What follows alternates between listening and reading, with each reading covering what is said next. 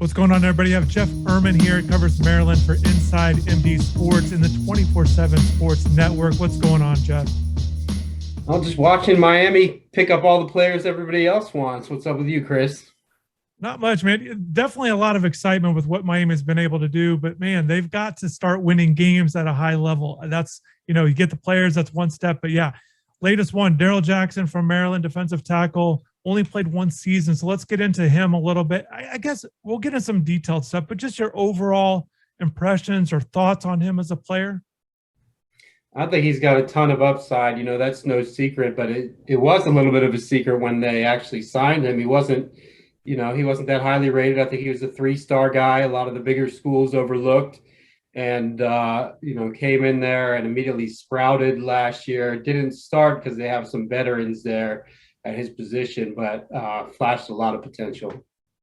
So he played in all 13 games. You mentioned this, he wasn't a starter, but he did start in the bowl game there. Just looking at some Pro Football Focus analytics, 3 of his 4 highest grades came down the stretch in those final 3 games. I'm curious, is there something that stood out to you with how he played down the stretch? I think, he started to become more reliable. You know how it is with true freshmen. A lot of the times, if they do play, it'll be toward the end of the season as the coaches grow to trust them a little more and as they get things down. So I think that was the biggest reason. But what really just struck me looking at him is his stature. He is a big dude. He did not look anything like a true freshman. Got good quickness for his size. Obviously, really big, strong kid. So, when I thought he was one of the better young building blocks that they have on the defensive side. You touched on size. He's listed at 6'6", 300 pounds.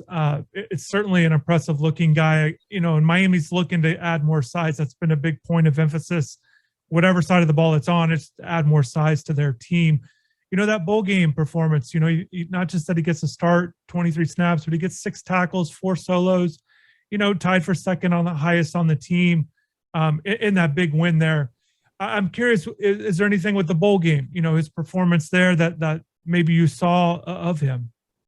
Yeah, I think that was just a progression of what he did toward the end of the season, coming on and kind of the light turning on during that time. It came against the Virginia Tech team that was decimated and undergoing a coaching change. So in general, that win might look, and just the performance in general was helped by the opponent. But clearly, he was coming on at the end of the season and, could have been a starter potentially for Maryland this year.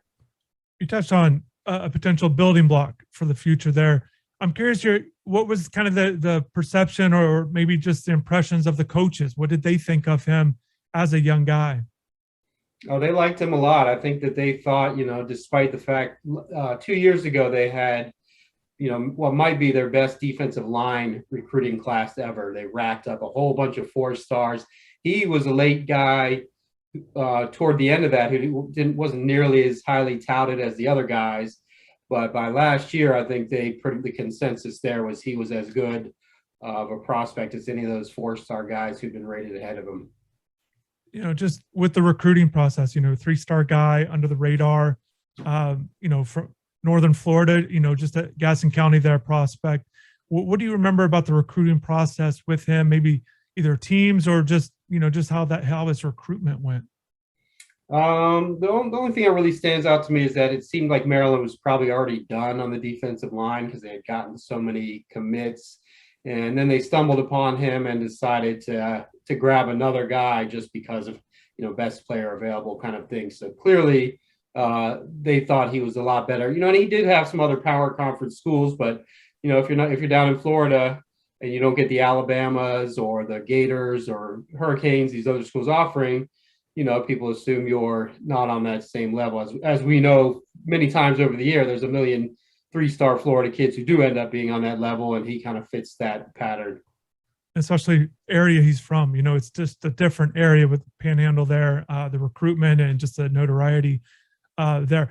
We touched on his size, 6'6", 300. What are your thoughts on how he moves at that level? Because that's a big deal. It's not everybody is that size and is effective at that size, but just, how did he look? How did he kind of move at that size, at that weight? Yeah, he moved well for that size. Also, the other thing about his size, he's got massive wingspan and hands. So, really prototypical NFL measurements there already.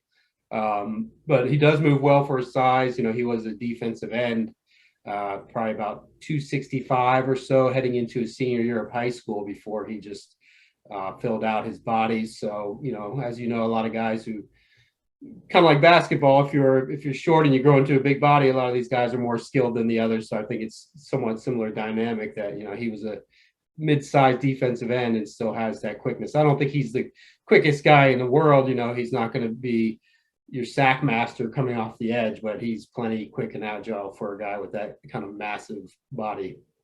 Can you touch on maybe where he was used on the defensive line, or maybe the responsibilities in that Maryland defense, that, his role, what he was expected to do, and kind of how he fit with either techniques or just kind of positioning? Well, it really depends. It's a 3-4 base, but they also switch it up a lot to a 4-man front. So, typically he's a strong side defensive end in that 3-4 because they have a massive nose tackle in the middle named Ami Fanau. So that was typically his role, but obviously that could change dynamically at Miami. Maryland's a little bit unusual in the fronts that they use.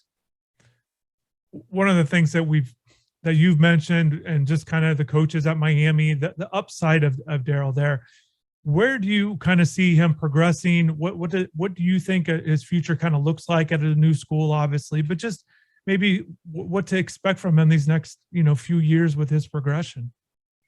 I think he'll be a guy for you. I know Miami's recruiting at a higher level lately, so the competition will be more stiff than maybe a few years ago. But again, to me, when I looked at him last year after last season, when we discussed their best NFL prospects, regardless of class that they're in, he was definitely one of those guys. So, I think he becomes, you never know, guys. Some of these guys, as we know way too well, some of these guys the light doesn't turn on, and they'll even the higher rated guys. But to me, he's a future NFL player if things go according to the measurables that he has. Certainly. Jeff, I appreciate you taking the time. Insight was awesome. Your time is valuable, so I'll let you get back to it, but appreciate you, man.